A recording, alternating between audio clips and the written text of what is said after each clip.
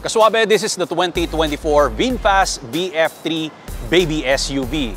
I want to say thank you to VinFast Philippines for allowing us na magkaroon tayo ng access sa pinakabagong VF3. Located nga pala ang showroom natin, dito yan sa EDSA Mandaluyong, katabi ng Ama Tower Residences. Anyway, pag i-describe ko nga pala itong pocket size na smart EV natin, it is very cute, dynamic, charming, pero huwag kang magpapadeceive. Even though kahit small ang kanyang structure, pag pinasok mo to sa loob, it is very spacious. Akala mo para kang pumasok sa cabinet ng Narnia. Aray ko, napag-aalataan yung edad. Since nag-start tayo sa channel natin, ito nga palang re-reviewin natin ang most affordable. Pero again, huwag kang magpapadeceive. It has its own distinctive character at yan ang aalamin natin ngayon kung bakit natin ito re-review. I-check natin kung anong mga exterior features, interior details, then after that, magkakaroon tayo ng test drive impression para malaman natin kung ano ang itinatago ng very cute and small VF3. Kaya naman kaswabe, let's begin!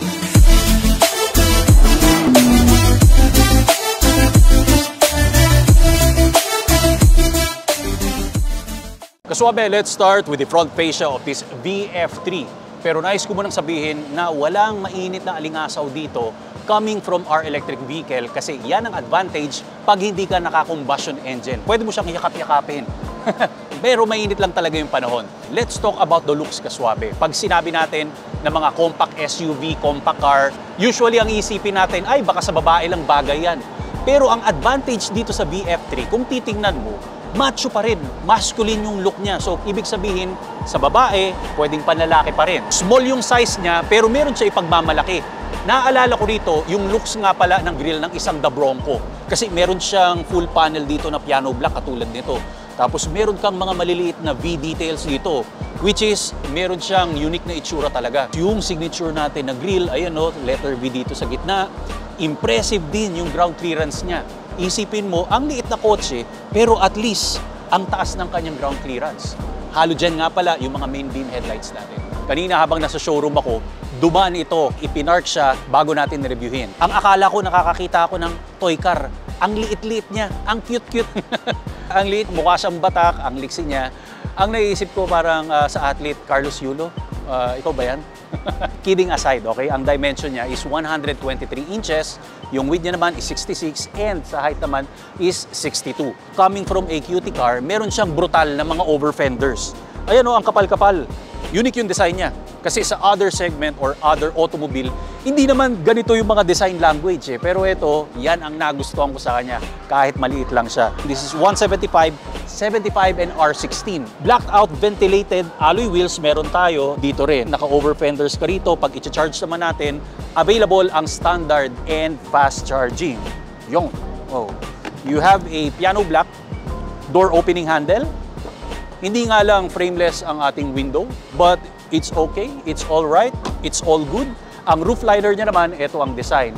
Ngayon, pwede mo rin itong i-customize. Meron siyang 9 striking colors. 4 na base, tapos 5 yung premium colors nila. Anong kulay nito? This is urban mint. Pero may mga available din ng mga rose pink, summer yellow, zenith gray. Depende kung ano yung pinaka-choice natin or preference natin sa isang kotse. Para kang may dalawang island dito, tapos merong lagusan na kanal. Papunta dun sa rear fascia. Kaya, sabahan nyo naman ako dito. Here at the back, kaswabe, meron kang piano black na shark fin antenna, then wide na rear windshield para makatulong yan pag nagmamaneho tayo, di ba? Yung visibility, okay siya. And the signature V-grill, and wala tayong mga exhaust pipe because it is a smart electric vehicle. Ang ilaw natin, halogen ang turn markers and halogen rin ang tail lights. So rubber switch para i-lift natin ang tailgate. So here, you get 36 liters of space. Ang kasya nga lang dito, ilang mga gamit lang. Pag i-maximize naman natin, hatakin mo yung strap dyan, mapa-flatten nga pala yan. Nandyan lang kasi yung bag ko eh, yung mga gamit ko. You will get 285 liters of maximum cargo capacity dito sa VF3 natin. Talking about its power spec, naka-equip nga pala ito ng 18.6 kilowatt battery. Ang setup niya ay rear motor and this one is rear wheel drive. This delivers 43 horsepower and 110 Newton meter of torque. Ang mileage niya naman na kaya niyang ibigay sa atin ay 210 kilometers. Well, seems na maikli lang pero don't worry kasi ang VinFast nagde-develop na sila ng mga charging station dito sa Pilipinas. Inuumpisa na nila yan to provide security, lalong-lalo na sa mga tao na mayroong problema when it comes nga pala sa range anxiety. Well, including me. Ang charging time is 10 to 70%. Gamit ang standard charging ay aabot ka ng 5 hours. Pag doon naman sa fast charging or DC charging, ang 10% to 70% is only 36 minutes. Paano pag nagustuhan mo ang isang VF3? Para siyang hybrid combination ng isang Suzuki Jimny and isang Mini Cooper equals VinFast VF3 Baby SUV. Nagustuhan ko. Magkano ba yan, Rico Suave? Well, para sabihin sa inyo, ang MSRP niya ay 645,000. Pag i-rent mo yung battery niya, parang bago sa pandinig natin yan. Pag i-rent mo. Pero if you want to own your battery, aabot ka ng 745,000. Yun ang MSRP niya. Pero as of today, up until October 15, pag magpapareserve ka, ang presyo niya lang, pag magre-rent ka ng battery is 605, less 40,000 yun. Tapos if you want to own the battery naman is 705,000, less 40,000 pa rin yun. Ngayon, ang susunod, paano ba yung pag-rent ng battery na yan? Well, depende sa i-consume mo na mileage dyan. Pag ikaw, yung klase ng tao na city drivings lang, ang battery rental plan dyan is 2,800 per month, 1,500 kilometers or below. Pero pagkatulad kita, na lumalabas talaga ako ng Kamaynilaan. Pero again, mag-iingat ka, 210 kilometers pa lang ito. At umaabot ka ng 2,500 kilometers, ang plan sa'yo nasa around 6,000 monthly na yan. So, depends on your budget and kung ano yung pinaka-kinakailangan mo. And yes, kaswabe, we're here sa driver cockpit ng ating VinFast VF3. Ang una kong napansin, they are very generous pagdating sa spasyo nga pala dito. I am 5'10 and a half. I can freely move whatever I want dito. Braso ko, wala nakaharang, di ba? Yung legs ko, pwede natin idiretso ng ganyan. Pag gusto ko magsisikip ng tropa, pwede ko silang paupuin dito. Fabric yung pinaka-material na to. Perfect for city driving. Para kasi di ba pag mga leather, minsan pag mainit, talagang mainit, di ka na komportable. Ang ganda ng pagkaka-design sa kanya. Bigyan mo lang to ng matinding bolster, parang sport seat na to eh. Very unique yung touch niya dito sa gitna. Back seat natin, kasya ang 3 tao. Pero I recommend at least 2 lang. Entertainment nga lang doon, hindi lang masyadong playful kasi meron ka lang cup holder. Again, hindi naman strength ng VF3 yung pagkarga ng maraming tao talaga. Pero hanggat makakaya nila, ginawan talaga nila ng adjustment kasi meron naman tayong VF5, VF7, and VF9 na mga dadaanan natin sa mga next episode natin yan. Sa gitna, meron kang cup holder at pinababa talaga nila yung platform dito. So you can move freely. Tapos yung storage dito sa baba, sa gitna, ang ganda ng spacing mo. Meron kang lalagyan ng phone, USB Type A, isang slot. Despite na maliit siya, ginawa nila ng way para mas maging komportable talaga. Ang gear selector natin nasa likod ng ating steering wheel, which is a very brainy idea para mas maging okay lahat sa spasyo nito. Ngayon, ang pagkakabuild nga pala ng dashboard natin, wala kang makikita rito na piano black. No finger marks ang makikita mo, even sa ating mga door panel, na kahit hard plastic ito, talagang pinag-igihan nila, doesn't have any squeaking sound. Pag inalug-alug mo to, mararamdaman mo nga lang na parang binubuhat mo na yung VF3 because lightweight siya, okay? Nasa 800 kilos lang. Pwede mong ilagay sa sling bag mo yung sasakyan na to. Available nga pala yung mga physical knobs natin katulad for air conditioning, climate control. Ang dali lang, hindi mo na kinakailangan pumunta dito sa 10-inch natin na touchscreen infotainment system and even yung door locking mechanism, window up, window down, hazard, meron tayong physical switches. Pagdating naman sa usapan ng ating infotainment system, mabilis naman ito intindihin. Ang nakakatawa dito is meron siyang tinatawag na car mode. Siguro pang car yan. The vehicle slowly moves forward when the brake pedal is released. Sabi ko, teka, ganun. Parang sa lahat naman ng sasakyan, pag binitawan mo yung brake pedal, magki-creep mode naman yun eh. Ang naisip ko, combustion engine pala yun. This is a smart electric vehicle. Ibig sabihin, pag gusto mo makuha yung functionalities ng mga combustion engine, pag binitiwan mo yung brake, kaya rin palang gawin ng isang electric vehicle. Sun visor natin, naka-V formation din siya. Hindi siya yung parang straight lang ganun. Manibela natin, flat bottom steering wheel to give a little bit of sporty vibes. It screams out kung ano yung fun na pwede mong maramdaman. V emblem, simple lang, pero very striking siya.